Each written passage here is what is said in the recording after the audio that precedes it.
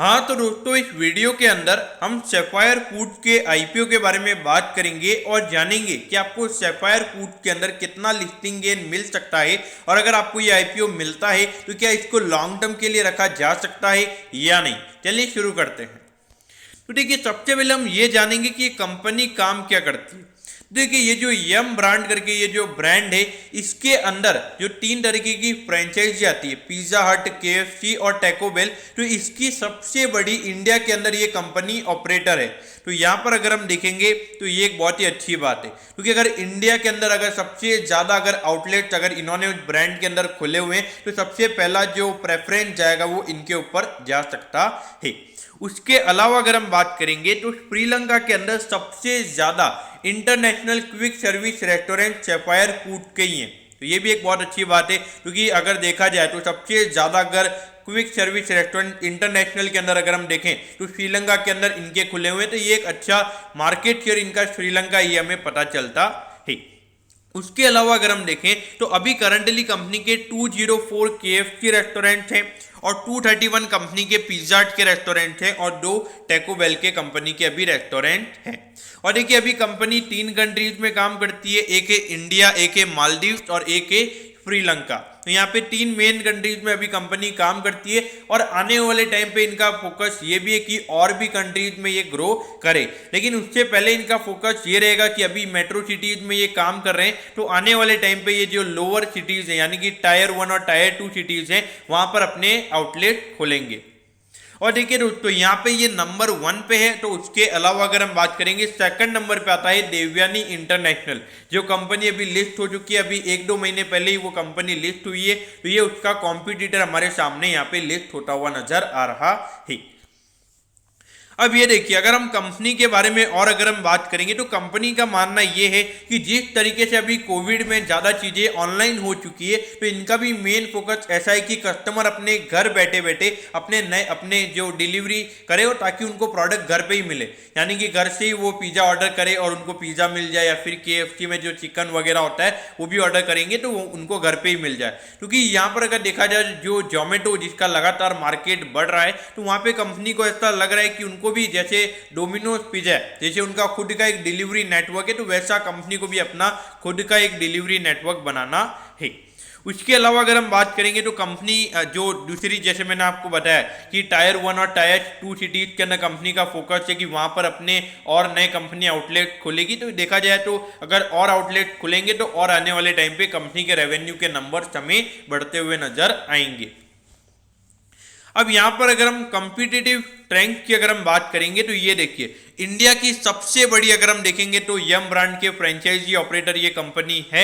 और श्रीलंका के अंदर क्विक सर्विस की अगर हम बात करेंगे तो सबसे ज़्यादा इंटरनेशनल क्विक सर्विस रेस्टोरेंट इन्होंने खोली हुई है। तो यहाँ पर अगर हम देखेंगे तो जो सारे पॉइंट थे वो लगभग उतने ही है। Focus on delivering excellent customer experience. आपने देखा होगा कि आप कभी पिज़्ज़ा हट गए होंगे तो वहाँ पे किस तरीके से जो सफाई होती है, फिर सफाई के अलावा अगर हम बात करेंगे तो जो सर्विस हमें वहाँ देखने को मिलती है वो काफ़ी अच्छी होती है in comparison to normal restaurant. तो ये भी एक अच्छी बात मुझे यहाँ पे नजर आती है। एक मेन पॉइंट है वो ये है कि स्केलेबल बिजनेस मॉडल। इसका मतलब ये कि आने वाले टाइम पे यहाँ पे बहुत ही ग्रोथ अपॉर्चुनिटीज अवेलेबल है। ये बिजनेस यहाँ पर रुकने वाला नहीं है। यहाँ पे ये अपने और नए नए आउटलेट खोलते रहेंगे और आउटलेट यहाँ पे कभी भी रुकने वाले नहीं है। अगर इनको लगेगा इंडिया में इन्होंने मैक्सिमम आउटलेट खोल दिए तो ये फिर इंटरनेशनली अपने आउटलेट को बढ़ाएंगे। ये एक बहुत ही बढ़िया अपॉर्चुनिटी इनके सामने यहाँ पे नजर आती है। अब यहाँ पे ये कंपनी आईपीओ लेकर क्यों आ रही है, तो देखिए, पहली बात तो ये कि पूरा यहाँ पे ओएफएस है, जो यहाँ पे कंपनी के जो एग्जिस्टिंग शेयर होल्डर्स हैं वो अपना स्टेक बेच रहे हैं। यहाँ पे कोई भी पैसा कंपनी के पास नहीं जाने वाला है। पूरा पैसा यहाँ पे थोड़े जो कंपनी के प्रमोटर्स हैं और जो प्राइवेट इक्विटी प्लेयर्स हैं उनके पास जाने वाला है। अगर हम सेकंड पॉइंट की अगर हम बात करेंगे तो इनको लिस्टिंग गेन का बेनिफिट चाहिए। तो देखिए, यहाँ पर जिस तरीके से जो बुल मार्केट चल रहा है, इजीली पैसा अवेलेबल है, तो वहाँ पर कोई भी वहाँ पर अगर देखा जाए तो कोई भी कंपनी लिस्ट हो रही है। तो यहाँ पे कोई डाउट नहीं है। और कंपनी के ब्रांड नेम भी अच्छे है तो मार्केट में यहाँ पे डिमांड भी इनके लिए हाई होने वाली है।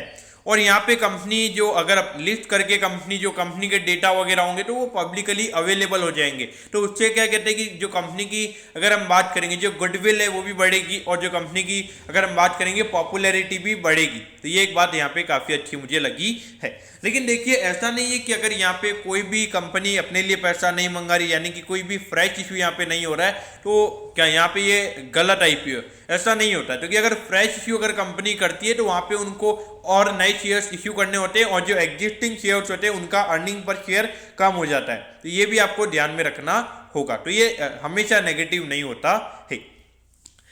अब ये देखिए अगर हम देखेंगे कंपनी के रेवेन्यू के नंबर्स की अगर हम बात करेंगे तो ये देखिए यहाँ पे पिछले 2 साल लगातार रेवेन्यू के नंबर्स बढ़े थे और 2021 में कोविड आ गया था तो उसकी वजह से ये रेवेन्यू के नंबर्स कम हो गए थे। लेकिन अगर हम देखें तो Q1 का जो रेवेन्यू का नंबर है ये 313 करोड़ पे आया है। तो अगर इसको मल्टीप्लाई बाय 4 करेंगे तो लगभग 1200 करोड़ का कंपनी का रेवेन्यू इस पूरे फाइनेंशियल ईयर में हो सकता है। लेकिन देखिए ये कंपनी अभी भी लॉस में है और लगातार लॉस यहाँ पे इंकर हो रहा है। तो ये एक अभी भी बड़ी दिक्कत वाली बात है। लेकिन देखिए जिस तरीके से एग्रेसिवली इनके नए नए रेस्टोरेंट खुल रहे हैं तो यहाँ पे ये पूरा बिजनेस अगर देखा जाए, हमने बर्गर किंग देखा है, बारबेक्यू नेशन देखा है, ये दोनों कंपनीज भी लॉस में थी लेकिन अभी अपने इश्यू प्राइस से डबल पे ये ट्रेड हो रही है। तो उसके पीछे के रीजन ये तो इनकी ब्रांड वैल्यू है, जो ब्रांड वैल्यू है, जो इनटेंजिबल एसेट इनके पास है, तो उसकी वजह से ये इतने प्रीमियम वैल्यूएशन पे ट्रेड हो रही है। अब ये देखिए 9 नवंबर को ये आईपीओ ओपन हो जाएगा और 11 नवंबर को ये आईपीओ क्लोज हो जाएगा। और अगर एक लॉट के कट ऑफ प्राइस की अगर हम बात करेंगे तो 1180 रुपीज़ का यहाँ पे एक शेयर का प्राइस है अगर कट ऑफ पे देखें, और एक शेयर के अंदर यहाँ पे 12 लॉट हैं, मतलब एक लॉट के अंदर 12 शेयर्स हैं। अगर इश्यू साइज की अगर हम बात करेंगे तो 2073 करोड़ का यहाँ पे इश्यू साइज है और पूरा ऑफर फॉर सेल है और इसके अंदर 10% का रिटेल कोटा है, यानी कि अराउंड 260 करोड़ का यहाँ पे रिटेल कोटा है। अगर हम अलॉटमेंट डेट की अगर हम बात करेंगे तो 16 नवंबर को आपको पता चल जाएगा कि आपको अलॉटमेंट मिला है या नहीं। अगर अलॉटमेंट नहीं मिलता है तो 17 तारीख को आपको रिफंड मिल जाएगा। अगर अलॉटमेंट मिलता है तो 18 नवंबर को आपके डीमैट अकाउंट में शेयर ट्रांसफर हो जाएंगे और 22 नवंबर को ये आईपीओ लिस्ट हो जाएगा। अब ये देखिए अगर हम एक लॉट यानी कि अगर कट ऑफ प्राइस के ऊपर अगर हम देखेंगे तो 14,160 रुपीज़ आपको लगेंगे अगर आपको रिटेल कोटा में एक लॉट अप्लाई करना है। तो अगर मैक्सिमम की अगर हम बात करेंगे तो मैक्सिमम आप 14 लॉट के लिए अप्लाई कर सकते हो, जिसके लिए 1,98,240 रुपीज़ लगेंगे। अब ये देखिए 84.16 का यहाँ पे इसका नेट एसेट वैल्यू है, यानी कि जो इनका बुक वैल्यू है वो 84 रुपीज़ है। यहाँ पर अगर हम देखेंगे तो एक वैल्यूएशन के थोड़े इश्यूज मुझे यहाँ पे नजर आते हैं। वैसे अराउंड 12 to 13 टाइम्स का इनका प्राइस टू बुक रेशियो आता है। प्राइस टू अर्निंग रेशियो हम नहीं देख पाएंगे क्योंकि कंपनी लॉस में है और रिटर्न ऑन नेटवर्थ भी कंपनी का लॉस में है।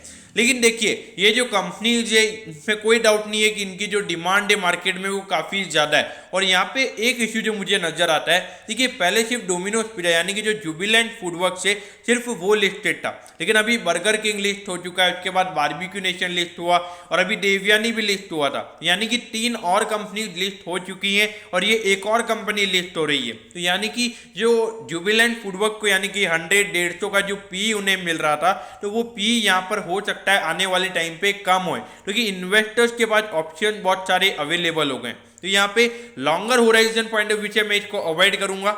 लेकिन हाँ अगर listing gain point of view से अगर हम बात करेंगे तो मुझे लगता है अगर मार्केट नॉर्मल रहता है तो 50% का लिस्टिंग गेन हम यहाँ पे आराम से सोच सकते हैं। मुझे लगता है आराम से 50% का लिस्टिंग गेन मिलेगा, क्योंकि सिर्फ 10% का रिटेल कोटा है। डिमांड काफ़ी अच्छी है ब्रांड वैल्यू के हिसाब से।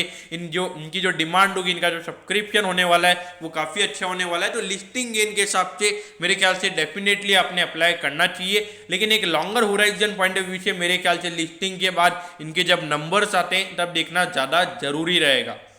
तो लॉन्ग टर्म इन्वेस्टर्स अवॉइड कीजिए। हाँ लिस्टिंग गेन के लिए डेफिनेटली आपने अप्लाई करना चाहिए। 50% मुझे लगता है अगर मार्केट नॉर्मल रहता है तो इतना लिस्टिंग गेन इसमें मिल सकता है। तो दोस्तों मैं होप करता हूँ कि आपको सैफायर फूड के आईपीओ के बारे में सब कुछ पता चल गया होगा। अगर आपकी कोई भी क्वेरीज है तो आप कमेंट कीजिए, मैं जरूर आपके कमेंट पर रिप्लाई करूंगा। ओके दोस्तों, thank you, have a nice day.